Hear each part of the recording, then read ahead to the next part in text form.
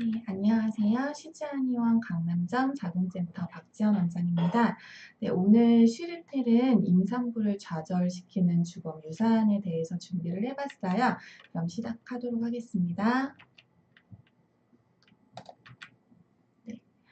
일단 유산의 정의를 먼저 볼게요. 유산이란 태아가 생존이 가능한 시기 이전에 임신이 종결되는 것이고 자연유산이랑 인공유산으로 분류가 됩니다.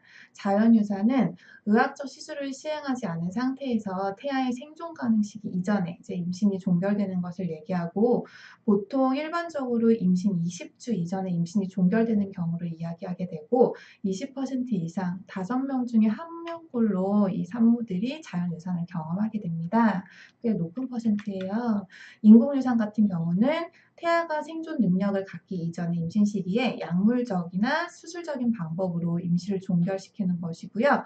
우리나라에서는 이제 모자보건법에서 임신한 날로부터 24주일 이내에 있는 자에 한해서 시행할 수 있다고 법적으로 규정이 되어 있고 시행하는 이유에 따라서 치료적 유산과 선택적 유산으로 나누어지게 됩니다. 그럼 자연유산에 어떤 종류가 있는지 알아보도록 할게요. 첫 번째로 절박유산은 임신 20주 이전에 출혈이 동반되는 것을 이야기하고요. 이 절박유산을 경험한 산모의 절반 50% 정도가 실제로 유산까지 이제 진행이 되게 됩니다. 그리고 불가피 유산은 자궁 경부가 열린 상태에서 양막이 파열돼서 이런 경우에는 거의 유산이 불가피하고요. 계류 유산은 이제 이 문제로 환자분들이 내원하시는 경우가 굉장히 많고요. 자궁 경부가 닫혀 있는 상태로 사망한 태아가 자궁 내에 있는 경우를 이야기하게 됩니다. 완전 유산과 불완전 유산으로도 나눌 수가 있는데 완전 유산은 태반이 완전히 떨어지고 임신 산물이 모두 자궁 밖으로 다 배출된 경우를 이야기하고요. 불완전 유산 같은 경우 태아나 태반 일부가 자궁 내에 남아있는 경우를 일컫게 됩니다. 네, 인공적 유산은 아까 치료적 유산과 선택적 유산으로 나누어진다고 했는데 치료적 유산은 산모의 생명 및 건강에 의한 의학적 적응증 그리고 태아의 심각한 신체적이나 정신적 의상에 의한 의학적 적응증 또 이제 법의학적 적응증 등에 의한 인공 유산을 의미하게 되고요. 선택적 유산 같은 경우에는 이제 선택 결정 요구에 의한 여성 권리적 측면에서 인공 유산을 시행할 수 있다고 되어 있어요. 그럼 유산의 원인에 대해서 알아볼게요. 자연유산의 80% 이상은 임신 12주 이내에 발생을 하게 되고 이 부분 때문에 저희가 한의원에 오시는 환자분들께 착상탕에 대해서 설명을 드리면서 이 유산에 대한 부분을 같이 이제 말씀드리게 돼요. 자연유산의 원인은 50% 이상이 염색체 이상으로 되고요. 나머지의 경우 갑상선이나 당뇨병, 황치호르몬 결핍 등에 의한 내분비 이상, 그리고 면역 요인에 의한 면역학적 이상 또는 약물이나 화학 유해물질 같은 것에 의한 이제 자연유산, 그다음에 감염, 그다음에 해부학적인 이상 이런 부분들로 인해서 자연유산이 진행이 되게 돼요. 네. 이 자연유산은 보통 출혈로 시작해서 복통이 동반이 되는 경우가 많고요. 임신 초기에 5명에 1명 정도의 임산부가 출혈을 경험하게 되는데 이 중에 50%가 자연유산까지 이제 연결이 되어서 임신을 종결하는 경우가 많고 복통이나 출혈이 없이도 초음파를 통해 태아 사망이 진단되는 경우도 있습니다. 그래서 이 자연유산은 이제 초음파 검사나 임상 검사를 통해서 이상 여부를 확인할 수가 있고요. 임신낭과 태아가 자궁 밖으로 배출되는 것을 확인을 하게 되는데 태아 사망을 진단하기 위해서 초음파뿐만 아니라 HCG까지 측정을 하게 돼요. 그래서 이제 이 태아 사망을 확진하는 데 있어서 100%로 정확한 검사가 없어서 1-2주 간격으로 이제 반복적으로 검사를 시행해서 완전히 태아 사망까지 진행이 되었는지 여부를 진단을 하게 됩니다. 그리고 불완전 유산과 계류 유산의 경우에 2가지 방법으로 치료가 되는데 자연적으로 배출되는 경우가 있고 그게 다 잘 진행이 안 되는 경우에 약물적이거나 수술적 방법까지 이제 동원이 되어서 배출을 진행을 하게 됩니다. 습관성 유산 많이 들어보셨을 거예요. 습관성 유산이란 자연 유산이 3번 이상 반복되는 경우를 이야기하고요. 아까 유산의 50% 이상이 염색체 이상이라고 했는데 유전적인 이상, 해부학적 이상, 내분비계 이상, 산모 감염, 면역학적 이상 이런 여러 이유들에 의해서 나타나게 되고 원인을 찾을 수 없는 경우도 굉장히 많아요. 그래서 자연유산이 3번 이상 반복이 되는 경우 그리고 시험관 하시는 분들 계속 이제 진행이 안 되는 경우에도 뭐 그렇긴 하지만 일단은 자연유산이 3번 이상 반복되는 경우에는 원인을 찾기 위해서 혈액검사, 염색체 검사, 자궁 조영술들을 시행하게 되고 이런 부분들을 총칭해서 보통 이제 수뷰검사라고 많이들 이야기를 하게 되세요. 인공유산 같은 경우에는 일단 약물을 이용한 방법과 수술적 방법이 있고요. 자연유산의 경과 그리고 합병증을 봤을 때 보통 불완전 유산이 된 경우에 심하게 출혈이 발생할 수 있고 사망한 태아가 장기간 자궁에 머무를 경우에 모체에 심한 이제 혈액 응고 이상이 발생할 수 있으므로 굉장히 주의하는 게 필요합니다. 또 인공유산 같은 경우에 이제 저희 한의원에 이제 인공유산 후에 내원하시는 경우가 굉장히 많아요. 그런데 수술 후 합병증으로 자궁 내막염, 나팔관염, 난소염, 질염 등이 발생할 수 있고요. 반복적으로 이제 중절 수술을 받는 경우에 자궁 내막이 굉장히 얇아져서 습관성 유산이 되거나 불임의 원인까지도 될 수 있습니다. 그래서 유산을 예방하려면 어떻게 해야 될까요? 많이들 물어보시는데 자연유산에 대한 주의가 필요한 경우에는 음주, 흡연, 그다음에 카페인, 약물 복용 이런 경우 조심해야 하고 그리고 분만 후에 3에서 6개월 이내에 또 임신한 경우 그리고 흡입 마취제를 사용한 경우 당뇨, 갑상선 질환 그리고 자궁내 장치 가 있는 경우 그다음에 과량의 방사선이나 독소에 노출된 경우에는 자연유산에 대한 주의가 매우 필요합니다. 유산 후에 어떻게 해야 하는지 보통 이제 병원에서 생활 가이드 해주시는 부분들을 보자면 절박유산 증상이 있는 경우에는 보통 이 경우에 50% 정도까지가 유산까지 연결이 실제 유산까지 연결이 되기 때문에 되게 안정을 취하도록 권고를 하는데 이제 안정만 취했을 때 이 예후가 좋아지는지에 대해서까지는 아직 임상 결과가 정확히 밝혀진 게 없어요. 그리고 유산 후에 첫 2주 정도에 대부분 배란 기능이 회복이 되기 때문에 바로 임신이 되는 걸 예방하기 위해서 유산 직후부터 피임법이 시작이 되어야 합니다. 아까 이제 계류유산에 대해서 간단히 살펴보았는데 한의원에 계류유산이 진행되고 내원하시는 경우가 굉장히 많아서 계류유산에 대해서는 조금 더 자세히 살펴보도록 하겠습니다. 계류유산의 정의는 임신이 되고 초음파에서 아기집도 보이지만 발달 과정에서 태아가 보이지 않는 경우고요. 임신 초기 보통 20주까지 일컫거든요. 임신 초기에 사망한 태아가 유산을 일으키지 않고 자궁 내에 잔류하는 경우를 이제 계류유산이라고 정의하게 됩니다. 계류유산의 원인은 자연유산의 원인과 거의 비슷하고요. 태아의 염색체 이상이 가장 많은 비율을 차지하게 되고 다른 구조적 기형, 당뇨 같은 모체의 질환, 황체 호르몬 이상이나 갑상선 같은 내분비 이상, 자궁 기형 이런 부분 때문에 이제 계류유산이 진행이 되게 되고 그리고 정상 임신에서 자궁 이상으로 인해 배아가 배출되는 경우 말고 모든 자연유산은 이 계류유산의 단계를 거쳐서 진행이 되게 됩니다. 이 증상은 보통 무증상인 경우도 굉장히 많고요. 소량의 출혈이 발생하는 경우도 많은데 이렇게 소량의 출혈 또는 다량의 출혈까지 이제 소량에서 다량까지 이제 출혈이 쭉 진행되는 경우는 이미 자연유산이 진행이 되고 있는 단계인 경우가 많습니다. 그렇다면 이 계류유산은 어떻게 진단을 하게 될까요? 임신 초기 검사에서 아기집만 보이는 경우에는 1, 2주일 후에 다시 초음파를 진행하게 되는데 이때도 태아가 보이지 않는다거나 아기집이 16mm 이상인데도 태아가 안 보이면 계류유산으로 진단을 하게 되고요. 또 이전에는 심박동이 보였었는데 심박동이 사라지거나 태아의 크기가 4에서 5mm 이상인데도 심박동이 없는 경우에 계류유산으로 진단을 하게 됩니다. 네, 이 계류유산의 검사는 첫 번째로 초음파를 통해 이루어지게 되고요. 그리고 추가적으로 HCG 측정을 반복적으로 시행을 해서 확진을 하게 됩니다. 계류유산의 치료는 이제 병원에서 일반 산부인과에서 치료하는 방법에 대해서 말씀드리도록 할게요. 첫 번째로 약물 치료예요. 자궁 수축과 임신 물질의 배출을 돕는 약물을 질내로 삽입하는 방법이고요. 이제 MTX라는 약물을 질내 삽입하게 되는데 약 70에서 90%의 성공률이 보고가 되지만 언제 배출이 일어나는지 알 수 없고 하루 이상의 시간이 필요한 경우도 많습니다. 그리고 배출 후에도 남은 임신 물질 제거를 위해서 수술적 치료가 필요한 경우도 있습니다. 한의원에 내원하시는 환자분들이 계류유산을 MTX 약물로 치료를 하셨는데 임신 수치가 0으로 떨어지지 않아서 결국은 수술적 치료까지 진행이 되고 그 과정 중에 몸이 굉장히 많이 상하시는 경우가 많았어요. 그리고 두 번째로는 수술적 치료고요. 소파술이 가장 표준적인 치료고 그리고 자궁 내의 임신 관련 물질들을 흡입기에서 이제 배출을 시키게 됩니다.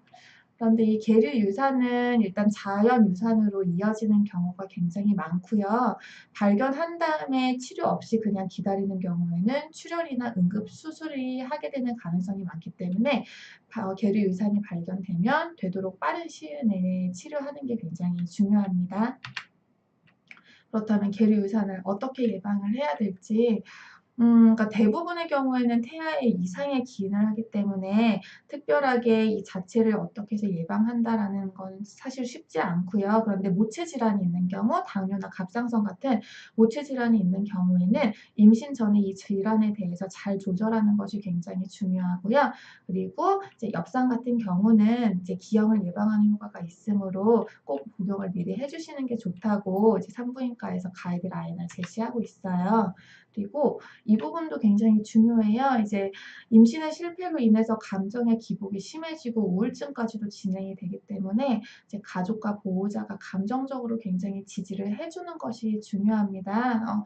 유산의 원인 자체가 대부분 같은 경우에 태아의 염색체 이상인 경우가 많고 이 원인이 이제 산모의 탓이 아니다라고 이제 주지를 많이 시켜주는 게 굉장히 중요해요. 그래서 그 믿음을 산모에게 좀 주지시켜줘야 되고 그리고 수술 후에 과다출혈이나 복부 통증이나 고열이 발생하는 경우가 간혹 있기 때문에 이런 경우에는 병원 진찰 꼭 받아보시는 것이 굉장히 중요합니다. 그리고 네. 그러면은 이제 한의학에서 유산 그리고 유산 후 몸조리에 대해서 어떻게 바라보고 있는지 살펴볼게요. 왜냐하면 앞에서도 이제 다뤘지만 산부인과에서 이제 유산에 대해서 도와주는 부분은 어떻게 보면 이제 배출에 대한 부분까지이고 그 다음 몸조리 그리고 그 다음 이제 차후 다음번 임신에 대한 준비는 아무래도 제대로 진행되지 못하고 환자분들도 인식하지 못하고 있는 것이 사실이에요. 네, 이 부분이 굉장히 중요하기 때문에 이 부분에 대해서 이제 따로 다루도록 할 거고 실제 동의보감에서도 유산은 반산이라고 표현했어요. 이건 어떤 의미냐면 다 익지 않은 밤을 따서 그 송이를 억지로 비벼서 밤 껍질을 손상시킨 다음에 밤토를 발라내는 것과 같아요. 굉장히 몸에 타격이 크다는 의미이거든요. 일반 출산에 비해서 오히려 더 몸에 타격이 클 수 있는데 그 부분에 대해서 환자분들이 인지를 못하시는 경우가 많고 그래서 실제로 유산시 몸조리는 산후보다 10배나 더 잘 조리하고 치료해야 된다고 예전 고전에서부터 이 유산후 조리에 대해서 굉장히 강조를 하고 있어요. 그렇다면 동의보감에서는 이 유산의 이유에 대해서 어떻게 이제 이야기하고 있는지 다뤄볼게요. 첫 번째로 나뭇가지가 마르면 열매가 떨어지고 넝쿨이 시들면 꽃이 떨어지는 것과 같다라고 해서 이제 임산부의 기력 자체가 많이 떨어져서 태아한테 영양을 공급하지 못하는 경우에 유산이 진행된다고 이야기하고 있고요. 두 번째도 굉장히 중요하죠. 바람이 불어 나무가 흔들리면서 나뭇가지가 꺾어지는 것과 같다. 불이 물건을 태워 없애는 것은 자연의 이치다. 임산부가 너무 과로했거나 또 크게 화를 내게 돼서 마음이 상한 경우에 이런 경우에 임신에서 유산까지 진행이 될 수 있다고 이렇게 이야기를 하고 있습니다. 유산 후 조리가 왜 중요한지, 이 부분이 차후 임신까지 어떻게 진행이 되는지 이 타이밍이 굉장히 중요한데, 이 부분이 유산 후에 몸에서 어떤 문제들이 나타나는지를 살펴보면 알 수 있게 돼요. 첫 번째로 유산하게 되면 자궁 난소 기능이 굉장히 불안정하게 되어서 생리불순, 배란장애 증상까지 나타나게 됩니다. 그래서 원래 생리 주기가 양호했던 경우에도 유산 후에는 생리 주기가 틀어지는 경우가 굉장히 많아요. 이제 그 이유는 유산 후에 난소 기능이, 난소의 배란 기능이 제대로 회복되지 않았기 때문이고요. 배란과 내막, 그리고 이 두 가지의 시간적인 템포 타이밍이 잘 맞아야 하는데, 유산이 한번 진행된 경우에는 난포는 작은데 내막만 두꺼워지든가, 아니면 배란은 되었는데 내막은 얇든가, 이런 이제 호르몬상의 밸런스가 깨지게 돼서 차후 임신에 굉장히 어려운 영향까지 미칠 수 있게 됩니다. 네. 그래서 이제 유산 후에 생리 주기가 바뀌거나 난포가 느리게 자라거나 무배란성인 경우가 굉장히 많고요. 그래서 이런 경우가 이제 자궁이 수술을 받았는데 바로 옆에 난소 기능까지 영향을 주는 거고, 심각한 경우에 실제 난소 기능 저하까지도 진행이 될 수 있어요. 그래서 유산 후 조리를 할 때는 난소의 배란 기능까지도 정상적으로 회복되었는지 체크하는 게 굉장히 중요하고요. 특히나 시험관 아기 이식 후에 착상이 되었다가 유산된 난임 여성들은 정말 더욱더 신경 써서 몸조리를 해야 합니다. 그래서 보통 이제 유산 후 다음번 생리는 유산일을 기준으로 했을 때, 수술일을 기준으로 했을 때 4주에서 조금 늦어진다면 6주까지 진행이 되는 걸 보통 이제 정상 생리 주기로 보고요. 이때까지도 진행이 되지 않고 다음번 생리 양상이 늦어지게 된다면 산부인과 진료 꼭 받는 게 필요합니다. 두 번째로 이제 유산하게 되면 자궁 염증이 반복되게 됩니다. 유산 후에 자궁은 내부에 상처가 굉장히 많기 때문에 자궁의 면역 환경이 저하된 상태로 염증이 매우 취약한 구조로 되어 있어요. 이렇게 되면 질염, 골반염, 그리고 내막염 같은 자궁 부위에 이제 염증이 굉장히 많아지고요. 그리고 이 시기에 생긴 염증은 만성화될 수 있기 때문에 초기 치료가 굉장히 중요해요. 이 자궁 염증이 계속 반복되는 경우 자궁 내부 또는 주변 장기까지의 유착이 진행이 되는 경우가 많고, 이런 부분이 차후에 임신을 어렵게 만드는 요인이 되기 때문에 굉장히 이제 주의를 하는 것이 중요합니다. 네. 그리고 세 번째로 자궁 내막의 유착. 이 부분 환자분들이 많이 걱정하셔서 내원하시기도 하는데, 수정란을 착상하는 과정에서 가장 문제가 되는 유산 후의 후유증이에요. 유산 후에 소파 수술을 하게 되면 자궁 내막의 기능층만 수술을 하면 되는데, 어쩔 수 없이 수술할 때 그 아래에 있는 기저층까지 상처를 입힐 수밖에 없거든요. 그런데 이 기저층은 상처를 입게 되면 회복이 굉장히 어렵고, 상처를 입은 부위의 기저층 위쪽에 있는 기능층은 증식이 잘 안 되게 돼요. 그래서 결과적으로 내막이 얇아지고 불균일해지기 때문에 임신이 어려워지는 경우가 굉장히 많습니다. 그래서 임신이 잘 되는 연령층인 20대 후반 그리고 30대 초반의 젊은 여성의 경우에도 유산 후에 내막이 너무 얇아져서 난임 진단을 받고 수정란을 이식하기 어렵다고 진단받는 경우가 굉장히 많고요.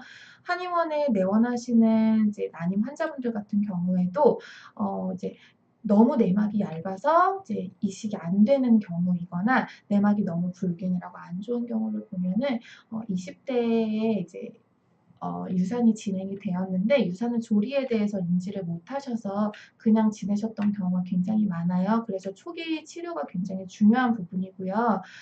이제 자궁 내 유착 아셔만 신드롬이라고 하는데, 이 부분이 반복적인 유산의 중요한 원인이 되기 때문에 이 부분에 대한 예방 치료가 생각보다, 그러니까 환자분들이 생각하시는 것보다 어떻게 보면 더 장기간 필요할 수가 있습니다. 이 유산 후 조리는 보통 2번 연속 유산하게 되면은 다시 유산할 확률이 24%, 그리고 4번 연속 유산하게 되면 40%, 거의 반까지 올라가기 때문에 유산 후에 약해진 자궁을 위한 치료가 차후 임신 준비를 하는 데 있어서 굉장히 중요하고요. 그렇다면은 유산 후 조리에 대해서 한의학적으로 어떻게 치료해야 될까요? 아까 제가 어떤 부분이 안 좋아지는지 말씀드렸잖아요. 그래서 그 한 단계에 대한 대한 부분 치료가 각각 좀 단계별로 필요할 수 있어요. 그래서 제일 첫 번째로는 유산 후에 생기는 잔여 어혈들을 제거하고 자궁 내에 수술 상처가 회복되어야 염증이 생기지 않겠죠. 그래서 그 단계가 진행이 된 다음 두 번째 단계는 떨어져 있는 자궁 기능의 면역력 자체를 올려줘야 되고 난소 기능도 저하되는 경우가 많기 때문에 정상 월경 주기가 회복되었는지 꼭 확인하는 부분이 필요합니다. 그 단계까지 진행이 된 다음에 3단계가 마지막으로 차후 임신을 준비하는 단계예요. 그렇다면 안쪽에 치료가 잘 되었다면 이제 내막의 착상력 강화를 시키고 내막이 안정적으로 쌓일 수 있도록 도와주는 치료가 필요하고요. 그 부분까지 진행이 되어야 차후의 임신까지도 잘 연결이 될 수 있습니다. 그래서 한의원에서 치료하는 부분에 있어서도 그런 부분에 있어서 이제 약침 치료나 침 치료가 단계별로 들어가게 되고요. 한약 처방 같은 경우에도 마찬가지입니다. 네, 오늘의 사연 볼게요. 유산을 2번 반복하였어요. 새로 임신 준비를 하려고 하는데 반복 유산을 막기 위해 실생활 속에서 실천할 수 있는 노력으로는 어떠한 것들이 있을까요? 아까 말씀드렸지만 이제 동의보감에서는 이제 유산을 반산이라고 그래서 굉장히 잘 조리하는 부분이 필요하다고 했죠. 그래서 가장 일단 첫 단계로 중요한 부분은 유산 후에 약해진 자궁 회복이 굉장히 중요해요. 그래서 유산 후 조리에 대한 부분이 일단 먼저 들어가야 될 거고 그것은 최소 다음 생리 때까지 그러니까 다음 생리가 보통 이제 유산 수술 후에 4주에서 6주 정도 사이에 이루어지는 게 정상적인 이제 생리라고 했는데 그때까지는 유산 후 조리가 진행되는 부분이 굉장히 중요하고 그래서 내막의 염증이 제거가 잘 되어야 내막이 증식될 수 있기 때문에 그 첫 단계의 치료가 굉장히 중요하다고 볼 수 있어요. 그래서 그 단계에서는 일단 거의 우리 출산하고 나서 우리 몸 아껴주는 것과 굉장히 비슷하다고 볼 수 있는데 이제 찬물이나 찬바람 피해주는 게 좋고요. 관절들도 상했을 수 있기 때문에 손목 관절, 발목 관절 등등 무리하게 쓰지 마시고 따뜻하게 해주시고 그다음에 식습관 같은 경우는 담백하고 규칙적인 식사를 해주시는 게 좋고요. 수면도 밤 11시 이후에는 주무셔야 이제 난소 기능 회복되는 데 도움이 되는 호르몬들이 잘 분비가 될 수 있기 때문에 그 부분 신경 써주시고 또 이제 스트레스 받지 않도록 당연히 이제 마음이 우울해지고 어떻게 보면 짜증나고 이런 부분들이 될 수 있어서 그 마음 잘 이제 추스릴 수 있도록 마음의 안정 도와주는 쪽으로 이제 주변에서도 많이 도와주시고 본인도 이제 가벼운 스트레칭도 좋고 아니면은 이제 취미 생활도 좋고 그런 부분들을 좀 풀어내실 수 있도록 하시는 게 굉장히 중요해요. 이제 아까 동의보감에서도 이렇게 유산의 원인이 크게 영양이 잘 공급되지 않는 부분 그리고 스트레스, 이제 화를 내게 되거나 뭔가 우울하거나 이런 부분 때문에 진행이 된다고 했기 때문에 영양 공급 하는 부분, 그다음에 기울이 해소되는 거, 스트레스를 더 받지 않도록 하는 부분 좀 신경 써주시는 게 다음 부분, 이제 다음 임신을 준비하는 데 있어서 굉장히 중요하다고 볼 수 있습니다. 그래서 마음이 급해지는 게 너무 당연하지만 마음 급해지지 않도록 차분히 준비한다라고 생각하시고 차근차근 준비해 나가시면 좋을 것 같고 이제 한의원에서도 그렇게 아까 말씀드린 것처럼 단계별로 치료 잘 하셔서 임신 잘 되실 수 있게 도와드리겠습니다. 네, 오늘의 퀴즈 볼게요. 다음 중 계류유산의 원인이 아닌 것은 1번 태아의 염색체 이상, 2번 자궁기형, 3번 당뇨 같은 모체질환, 4번 목감기. 참여 방법은 10월 26일 금요일까지 카카오톡 시즈한의원 자궁센터로 정답 메시지를 보내주시면 되고요. 총 3분을 선정해서 던킨도넛에서 도넛 기프티콘을 증정해드리도록 하겠습니다. 네, 건강 다이어리 어플 시즈 소개해 드릴게요. 이제 환자분들 건강 정보 기록하실 수 있고 생리 주기도 관리하실 수 있으니까 많이 이용해 주시면 좋겠습니다. 네, 더 궁금하신 부분은 시즈 한의원 자궁센터 카카오톡으로 문의 주시면 친절하게 답변해 드리겠습니다. 네, 이상으로 오늘의 쉬리테를 마칠게요. 그러면 다음번에 또 만나 뵙도록 하겠습니다. 좋은 하루 보내세요.